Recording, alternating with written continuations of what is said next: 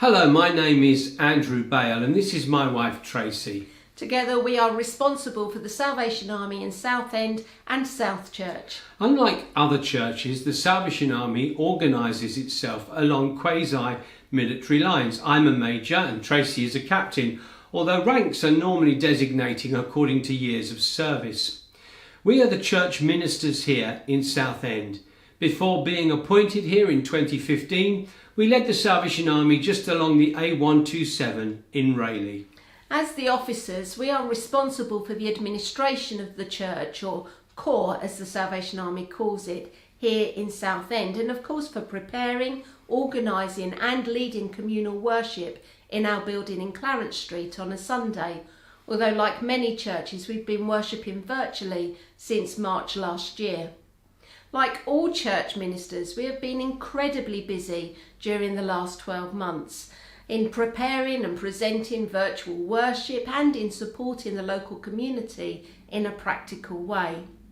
A year ago, I had very little knowledge of video editing.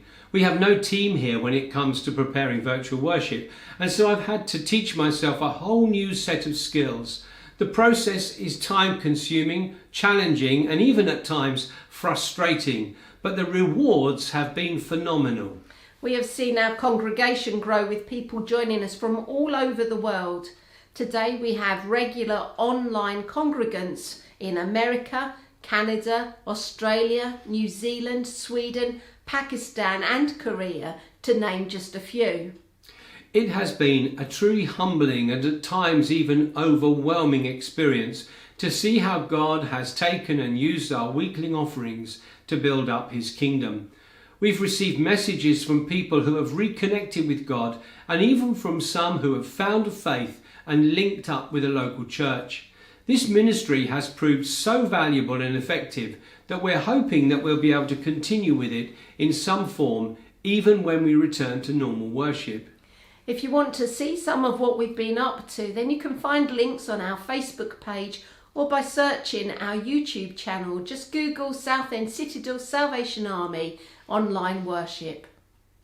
Of course, there has been much more to the last 12 months than just preparing online worship, and we've also been very busy supporting people within our local community in a practical way. We have provided food parcels for those who have been financially impacted by the pandemic.